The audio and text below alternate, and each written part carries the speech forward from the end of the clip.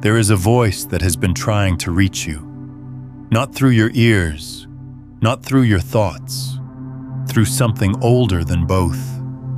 It speaks in the architecture of your choices, in the strange gravity that pulls you toward certain moments and away from others, in the quiet knowing you feel at 3 in the morning when the noise of the day has finally stopped and something beneath your personality stirs awake.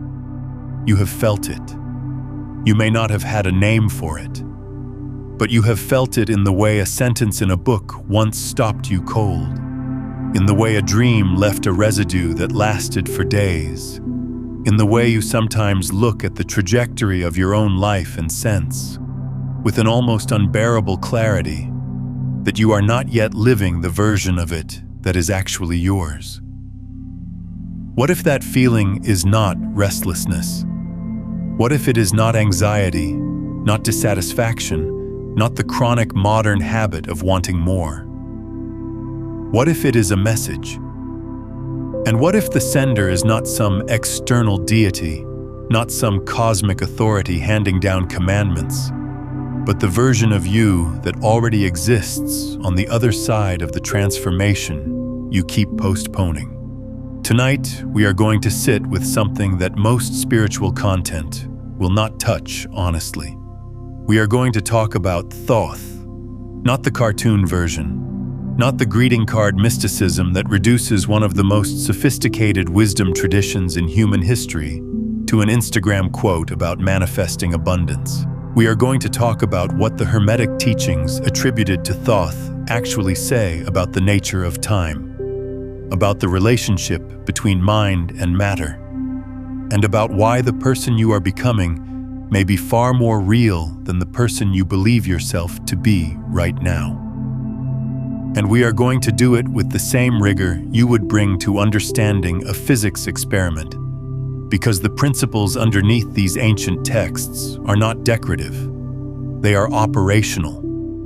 They describe how reality works at a level that modern science is only now beginning to corroborate. Stay here, because what follows is not information. It is a confrontation with the part of yourself you have been avoiding. If you've been doing everything right and reality still hasn't shifted, this is the one thing nobody has told you. You meditate, you visualize, you affirm every single morning, and still, somehow, the life you're calling in stays just out of reach. It is not your effort. It is not your mindset. There is something underneath all of it, quietly running the show. I am hosting a free live transmission where I walk you through exactly what that is and how to finally shift it at the root. The link to register is in the description below. Save your seat. The moment you see this, you will understand why you could not see it before. Let us begin with a question that sounds simple and is not. Where does a thought come from before you think it? Sit with that for a moment. Not the content of a thought, not what you think, but the origin point. You are sitting somewhere right now, and a thought will arrive in your mind in the next few seconds. You did not schedule it. You did not choose it from a menu. It will simply appear as if delivered, and then you will claim it as yours. But if you watch carefully, if you pay attention to the millisecond before a thought becomes conscious, there is a gap. A sliver of time where the thought exists, but you have not yet grabbed it. It is in transit. It is arriving from somewhere. The Hermetic tradition, the body of wisdom attributed to Thoth, known to the Greeks as Hermes Trismegistus, the thrice great, has a very specific answer to this question. And the answer is not metaphorical. The first principle of the Kybalion, the text that distills Hermetic philosophy into 7 core axioms, states it plainly. The all is mind. The universe is mental. This is not a poetic flourish. It is a cosmological claim. It says that the fundamental substrate of everything you see, touch, measure, and experience is not matter.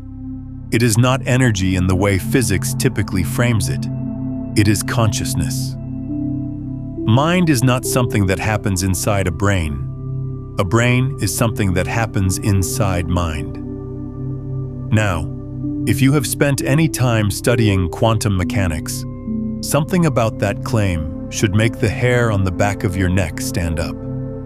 Because in 1927, at the Solvay conference in Brussels, a group of physicists including Niels Bohr, Werner Heisenberg, and Wolfgang Pauli arrived at what became known as the Copenhagen interpretation of quantum mechanics. And what it says, stripped of the mathematics, is that a quantum system does not exist in a definite state until it is observed. Before measurement, a particle is not in one place. It is in a superposition of all possible states. The act of observation, the act of a conscious agent looking, collapses the wave function into a single outcome. Reality, at its most fundamental level, does not solidify until mind engages with it. Thoth's first principle. The universe is mental. Written according to tradition, thousands of years before the double-slit experiment proved that particles behave differently when watched. You can dismiss that as coincidence. Or you can consider the possibility that the Hermetic tradition was not guessing, that it was describing, in the language available at the time, the same phenomenon that Max Planck would later call the matrix of all matter, which he said was governed by a conscious and intelligent mind. But this is not a history lesson. This is about you. Specifically, it is about the version of you that exists in a state of superposition right now. The version that has not yet collapsed into form because you have not yet observed it clearly enough to make it real. And that is the message. Not from some external Thoth sitting on a celestial throne. From the principle that Thoth represents. The principle that says your attention is not passive. It is creative. What you observe, you bring into being. What you refuse to look at remains a probability cloud, hovering, waiting, unresolved. Think about what that means for the future you keep imagining and then backing away from. You have a version of your life that visits you in quiet moments, a way of being, a quality of presence, a kind of work, a depth of relationship, a physical vitality, a creative expression. You know what it looks like. You can feel its texture. But every time you approach it, something pulls you back. Not an external obstacle, something internal, a contraction, a thought that says not yet, or not me, or that is not realistic. And in that moment of turning away, you are performing a very specific quantum act. You are refusing to observe. You are keeping your future in superposition. You are preventing the collapse that would make it actual. If this is resonating with you, if you can feel something shifting as you listen, take a moment to hit that like button and subscribe to the channel so we can keep going deeper together into these ideas.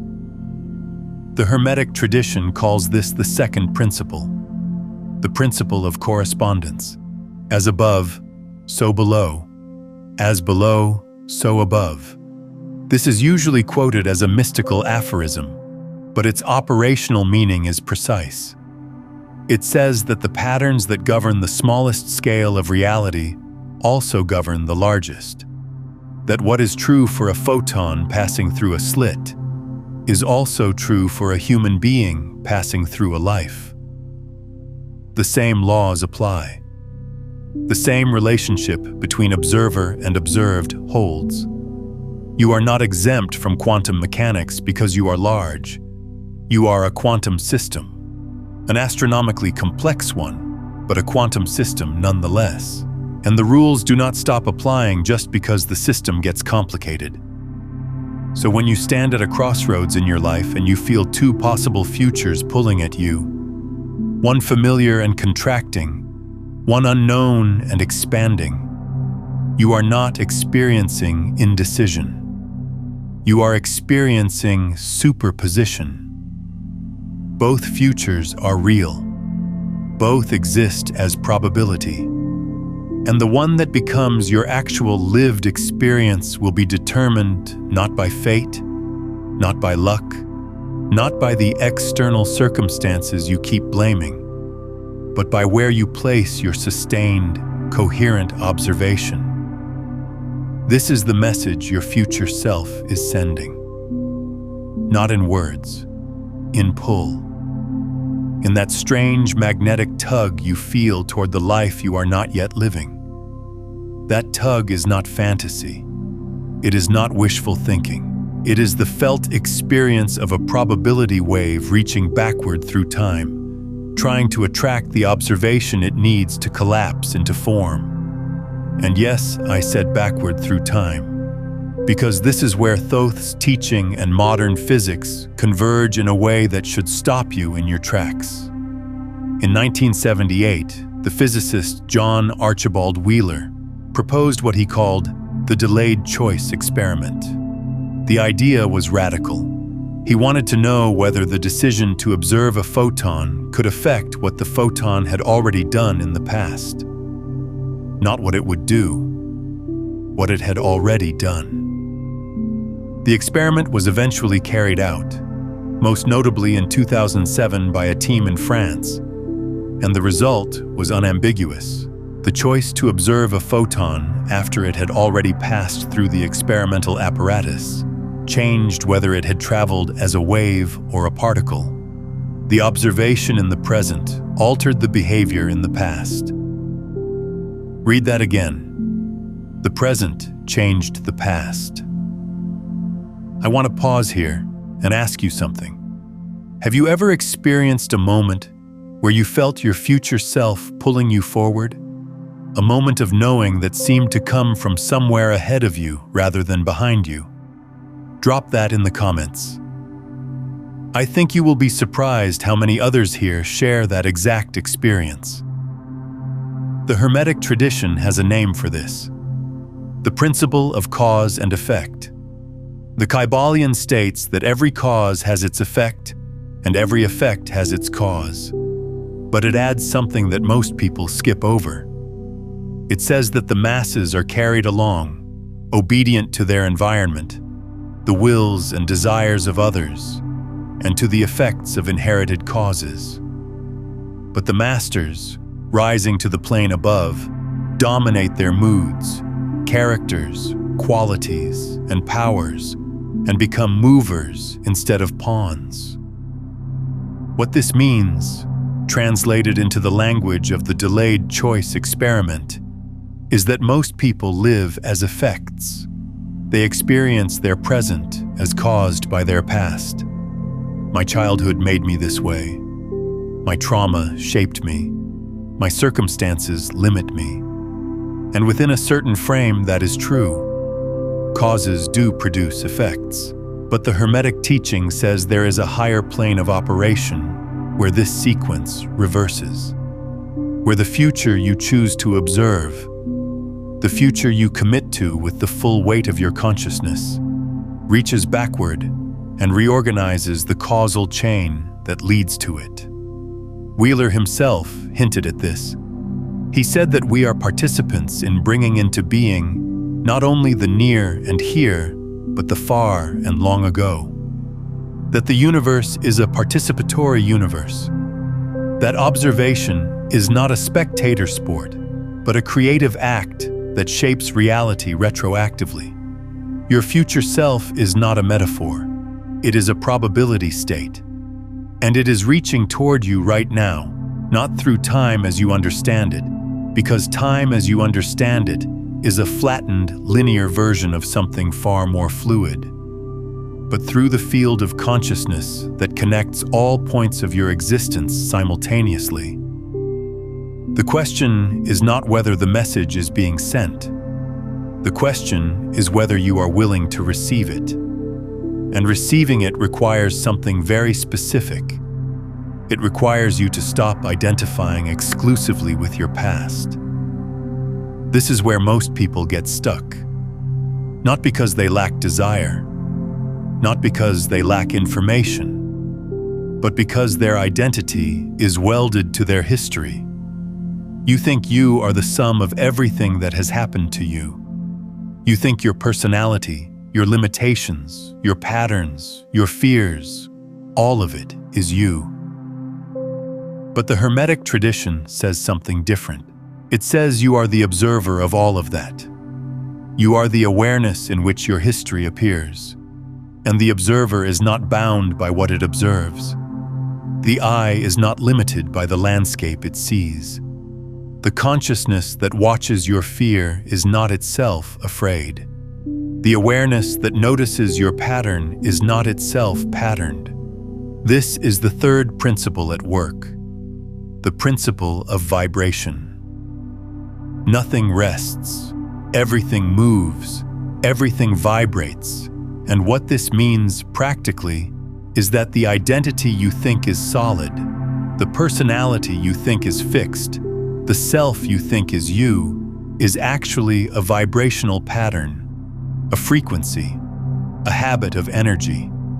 And habits can be changed, not by fighting them, not by forcing a new pattern on top of an old one, but by shifting the point of observation, by withdrawing your attention from the frequency you have been sustaining and placing it, deliberately and consistently, on the frequency of what you are becoming. There is a practice embedded in this that I want you to try. Not later. Now. Close your eyes for a moment if you can. If you are driving, keep them open but soften your focus. I want you to feel, not think about, but feel the version of you that is 1 year from now. Not the version your fear projects. Not the version your cynicism expects. The version your deepest knowing recognizes as true. The one that has already made the choice you keep hesitating on. The one that has already walked through the door you keep standing in front of.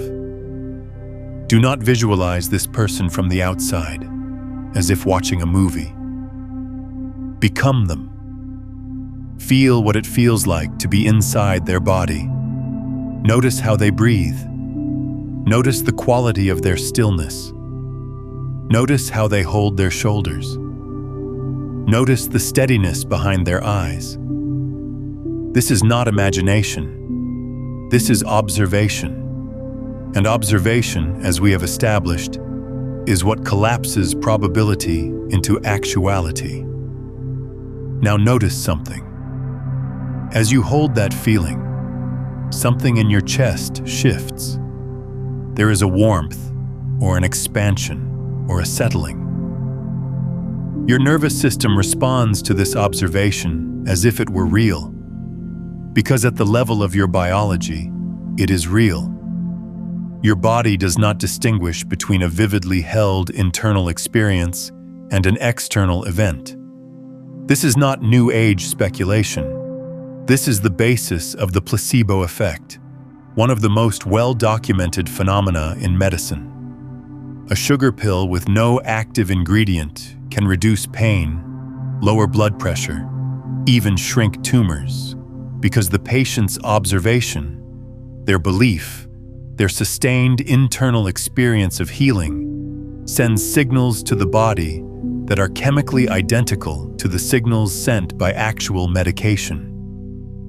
The body responds to the mind's observation. As above, so below. The fourth Hermetic principle is the principle of polarity.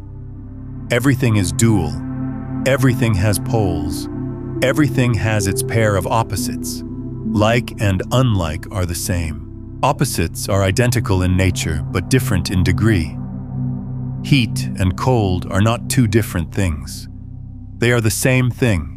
Temperature, at different points on a single spectrum. Love and hate, are not opposites.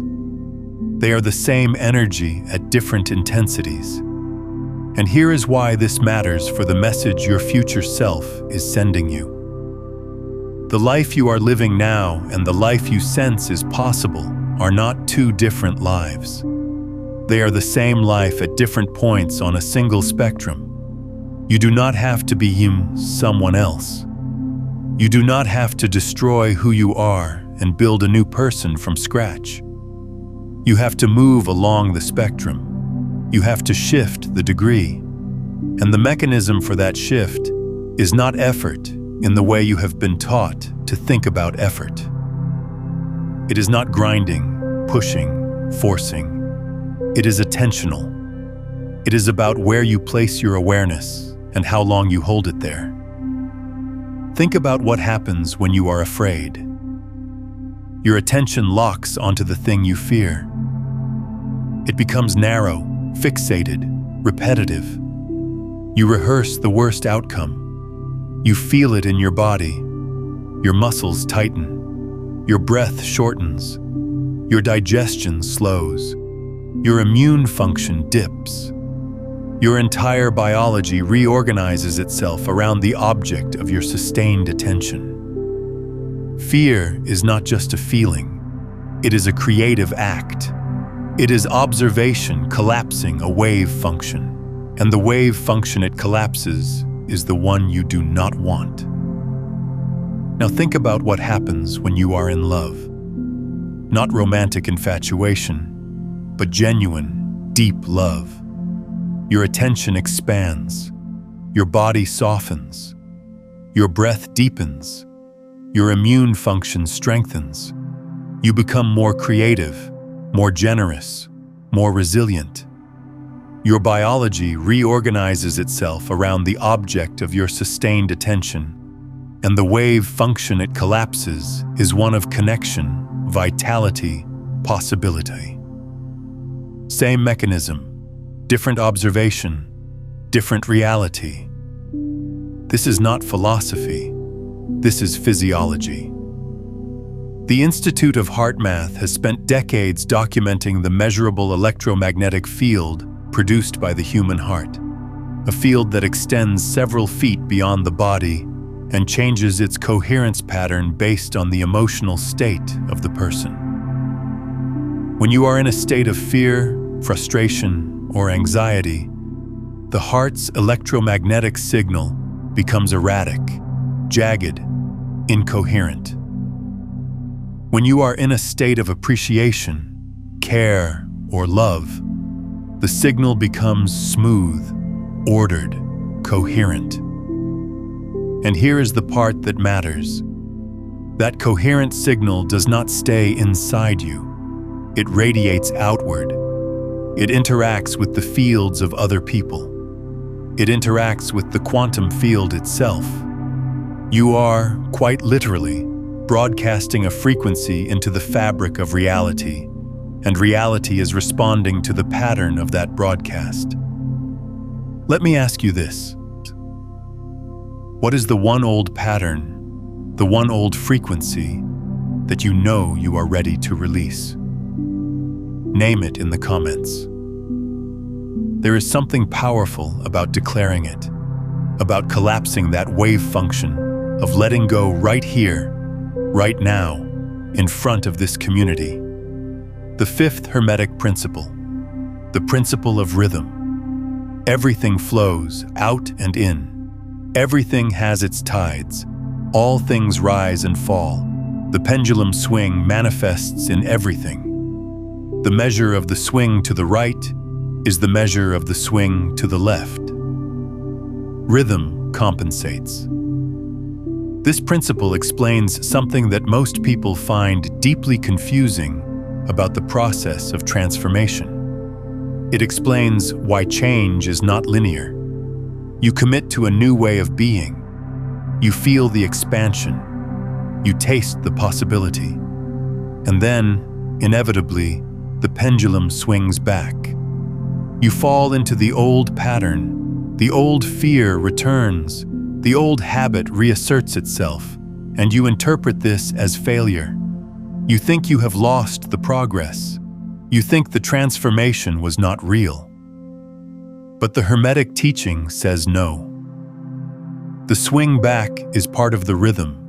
It is not a sign that you are failing. It is a sign that the pendulum is in motion, and the pendulum must swing in both directions before it can find a new center.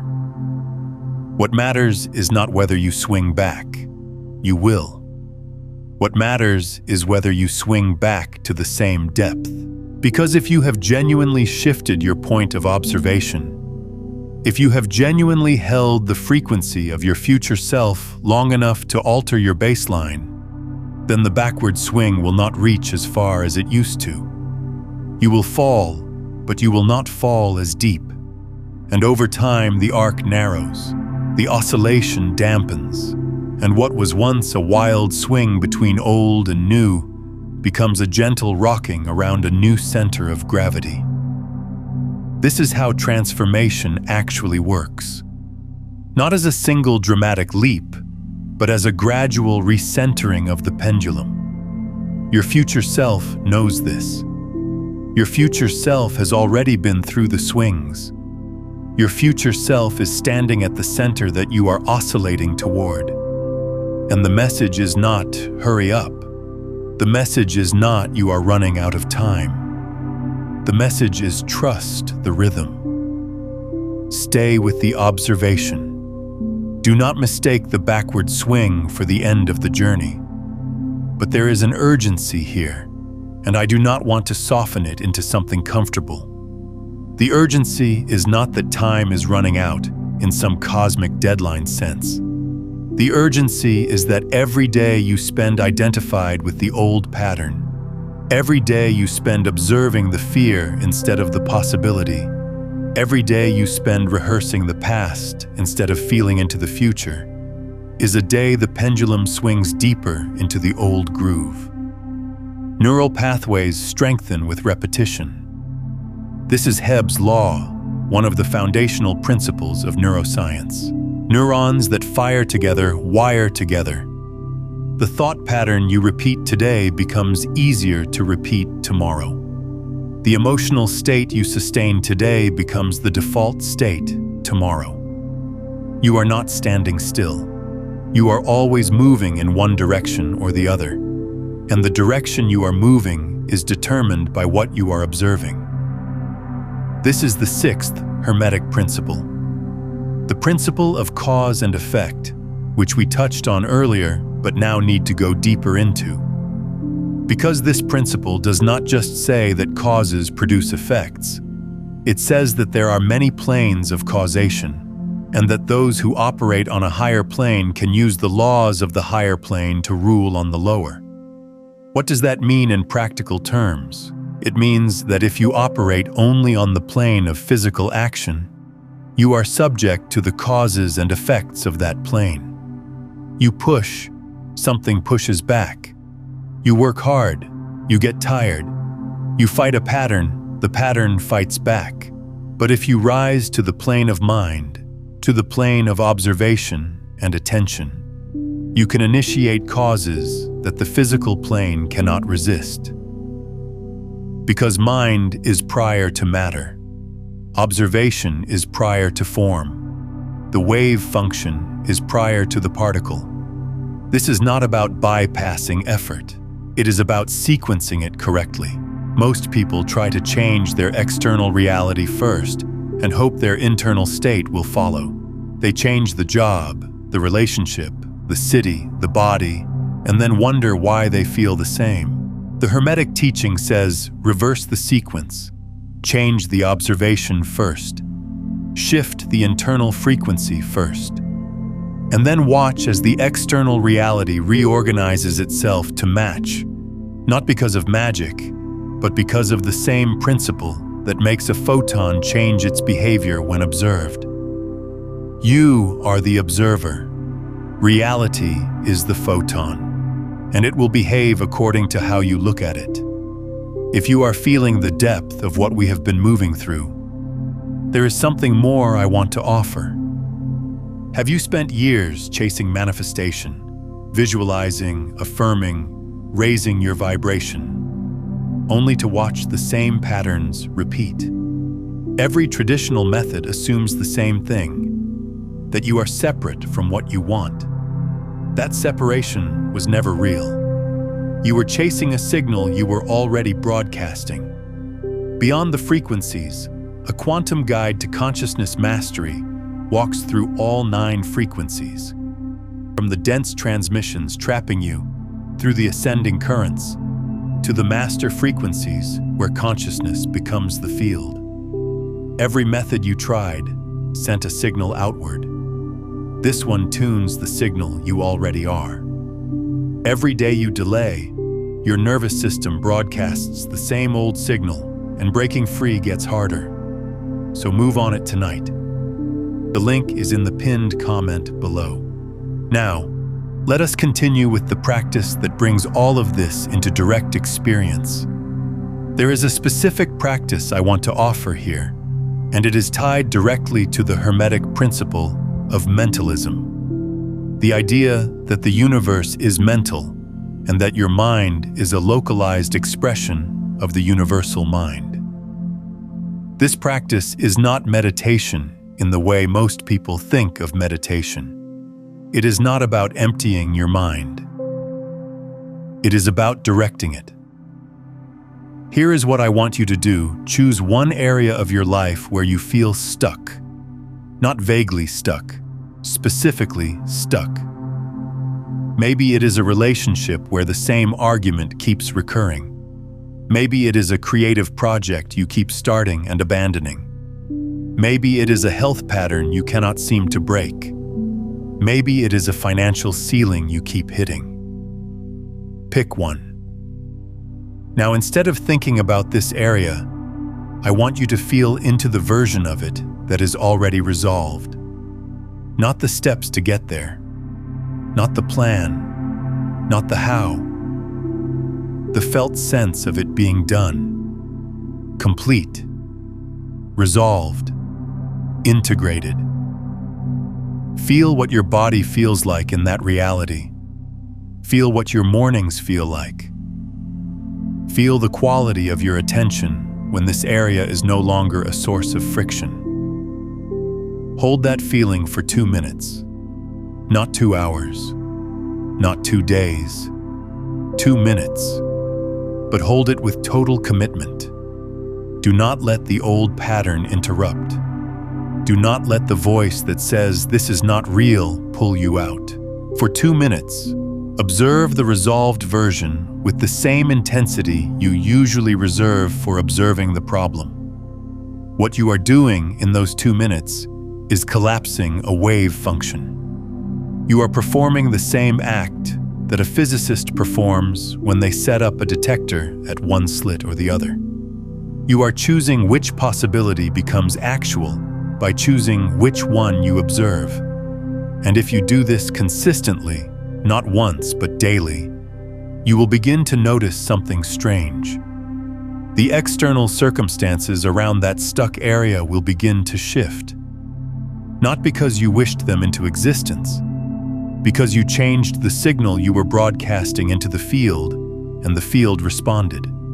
Because you stopped reinforcing the neural pathways of the problem and started building the neural pathways of the resolution. Because you moved from being an effect of your past to being a cause from your future.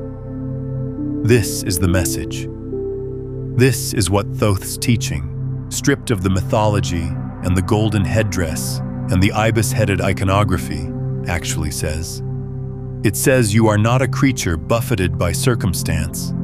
You are a mind operating within a mental universe, and the degree to which you take responsibility for your observation is the degree to which you take authorship of your reality. The 7th Hermetic principle is the principle of gender. Gender is in everything. Everything has its masculine and feminine principles. This is not about biological sex. This is about the 2 fundamental modes of creative energy. The masculine principle is the initiating, projecting, directing force. It is the will, the intention, the focused beam of attention. The feminine principle is the receiving, gestating, forming force.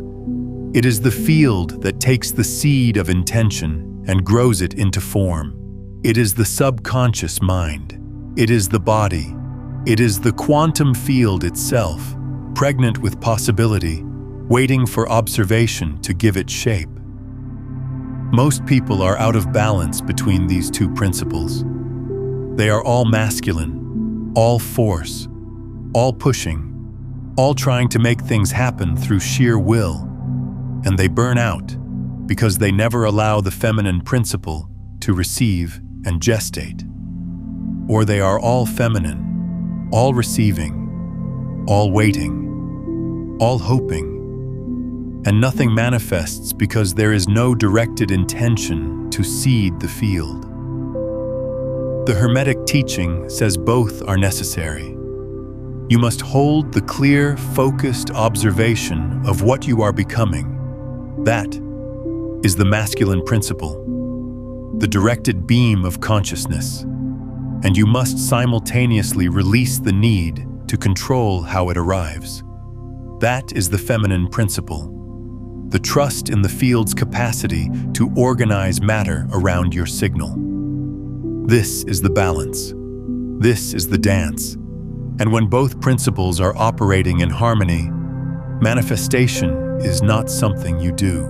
It is something that happens through you, the way a plant does not effort its way into bloom, but simply allows the conditions of sunlight and water and soil to express through its structure. Now I want to return to something I said near the beginning, because it is the linchpin of everything we have been exploring. I said that your future self is not a metaphor. I want to deepen that. In the standard model of time, the past is fixed, the present is happening, and the future does not yet exist. This is the model you were raised with. It is intuitive. It feels obvious. And it is almost certainly wrong. In 1908, the mathematician Hermann Minkowski, building on Einstein's special relativity, proposed that space and time are not separate. They are a single four-dimensional structure he called space-time. In this model, the future is not something that has not happened yet. It is a region of space-time that already exists. You are simply not at that coordinate yet. Imagine a book. The last chapter is not unwritten. It is already there, on page 300, fully formed.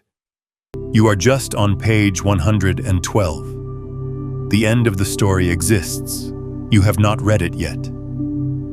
This is called the block universe theory, and it is taken seriously by a significant number of physicists. It does not mean the future is predetermined in the sense that you have no choice. It means that all points in time are equally real. The you of 10 years from now is not less real than the you of right now. They exist simultaneously within the block of space-time. And if the delayed choice experiment shows that observation in the present can affect events in the past, then it is not a stretch to say that observation in the present can also interact with events in the future. That the future you, the one who has already made the choice, the one who has already walked through the door, is not just a fantasy you are projecting forward. It is a real point in space-time, exerting a real influence on the present through the medium of consciousness. This is what the pull is. This is what that strange magnetism is, the one you feel toward a life you have not yet lived. It is not desire in the ordinary sense. It is resonance. It is 2 points in space-time vibrating at the same frequency, and the vibration creating a bridge between them. Your future self is not begging you in the way a person begs. Your future self is calling you in the way a tuning fork calls another tuning fork. Through sympathetic resonance, through the principle of vibration, through the simple physics of matched frequencies. And the reason it feels urgent The reason the title of this exploration includes the phrase "before it is too late" is not because there is a deadline. It is because coherence has a threshold. The longer you sustain an incoherent signal, the more energy it takes to shift to a coherent one. The deeper the groove of the old pattern, the more activation energy is required to jump to the new one. This is true in chemistry, where it is called activation energy.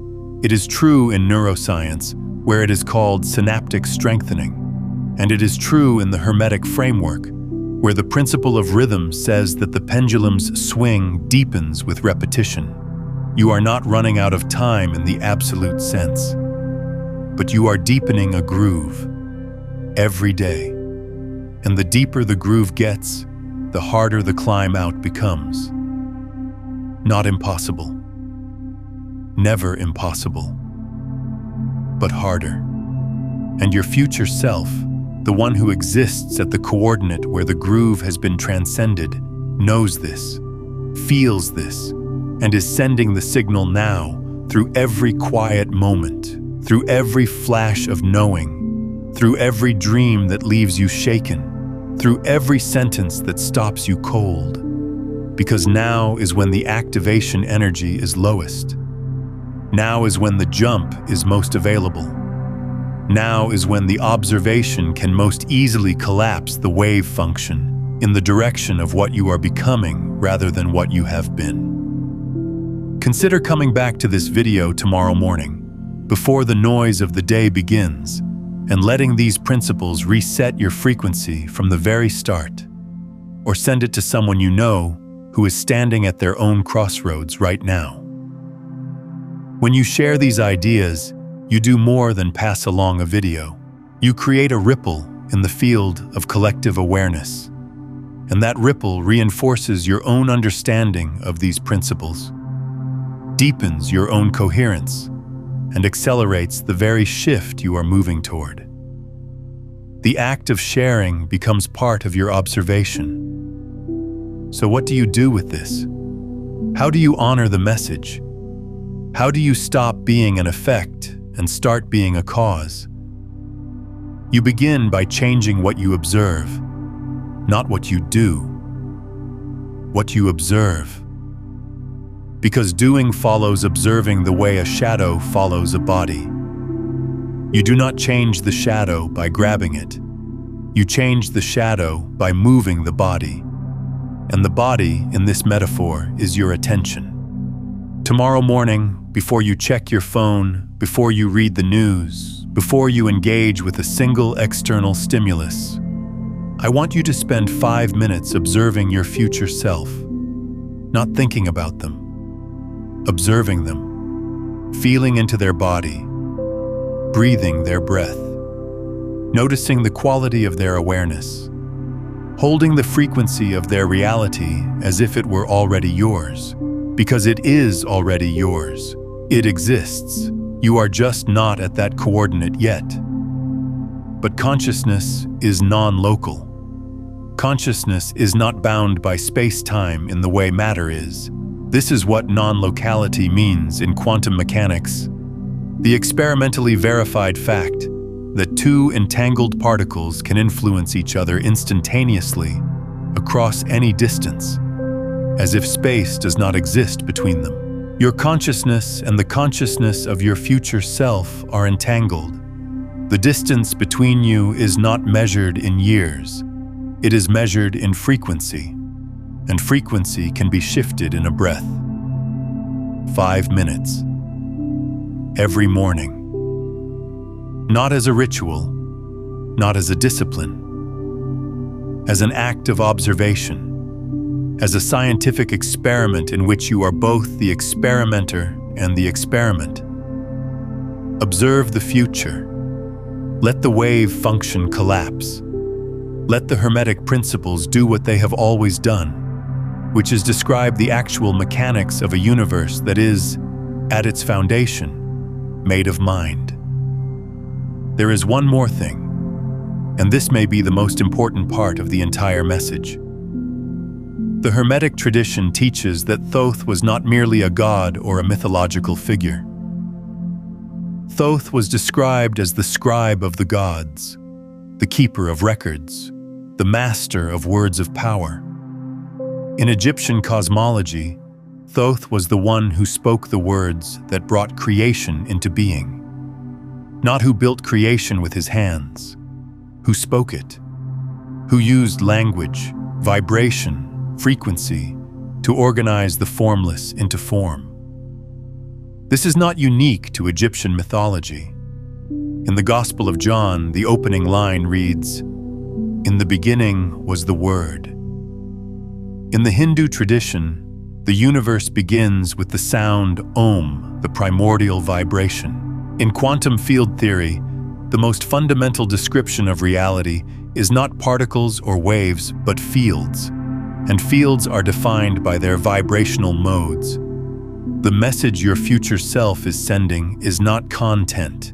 It is vibration. It is not a set of instructions. It is a frequency. And the way you receive it is not by thinking harder. It is by tuning. The way you tune a radio, not by analyzing the signal, but by adjusting the dial until the static clears and the music comes through. You have been living in static, not because you are broken, not because you are doing it wrong, but because the dial has been set to a frequency that matches your past. And your past is loud. It is familiar. It has momentum. It has neural pathways carved deep by years of repetition. And the signal from your future self is quiet. Not because it is weak, because it is operating on a different band. A band your habitual mind does not scan. A band that only becomes audible when you stop, when you breathe, when you drop below the noise of your conditioned identity and listen with the part of you that existed before your name, before your story, before your first wound. That part of you is the observer, the one the Hermetic tradition calls the All, the one quantum mechanics points to but cannot name, the one that is not your thoughts, not your emotions, not your body, not your history, but the awareness in which all of those appear. And that awareness is already tuned to the frequency of your future self. It has always been tuned to it. You just keep turning the dial back to the old station, because the old station is familiar, and the human nervous system is wired to prefer the familiar over the true. Tonight, before you sleep, I want you to try something. Lie down, close your eyes, place one hand on your chest, and instead of reviewing the day, instead of planning tomorrow, instead of running the familiar loops, ask one question. Not with your mind, with your body, with the hand on your chest. Ask, what are you trying to show me? And then listen. Not for words, for sensation, for a shift in temperature, for a deepening of breath, for a subtle movement in the chest beneath your hand. The answer will not come in language. It will come in the same medium it has always come in. Vibration, frequency. The felt sense of a probability wave reaching toward you from a coordinate in space-time where you have already arrived. That is the message. Not a set of instructions, a resonance, not a command, an invitation, not a warning that time is running out, a reminder that the distance between who you are and who you are becoming is not measured in years or effort or worthiness. It is measured in the willingness to observe, to place your attention on what is emerging rather than what has been, to trust the rhythm even when the pendulum swings back, to hold the frequency even when the static is loud, to know, in the deepest part of your being, that the universe is mental, that observation creates reality, that your future self is not a fantasy, but a coordinate, and that the bridge between here and there is made of nothing more and nothing less than the quality of your attention. This is what the Hermetic tradition has been saying for millennia. This is what quantum mechanics has been confirming for a century. This is what your own body has been telling you every time it responds to a thought, as if it were a physical event. You are the observer. Reality is the observed, and the relationship between the two is not passive. It is the most creative act in the universe. If this landed somewhere deeper than your intellect, if you felt it in your body rather than just understanding it in your mind, then you are already receiving the message. You are already tuning the dial. And the version of you that exists at the other end of that frequency is already closer than it was when you pressed play. Subscribe if you want to keep going deeper. Leave a comment with the one phrase or idea that stopped you tonight, the one that felt like it was meant specifically for you. Because it was. And share this with someone who needs to hear it. Someone who is standing at their own crossroads, caught between the familiar and the true, not knowing that the distance between the two is just a shift in observation. The signal is always being sent. The only question is whether you are willing to tune in.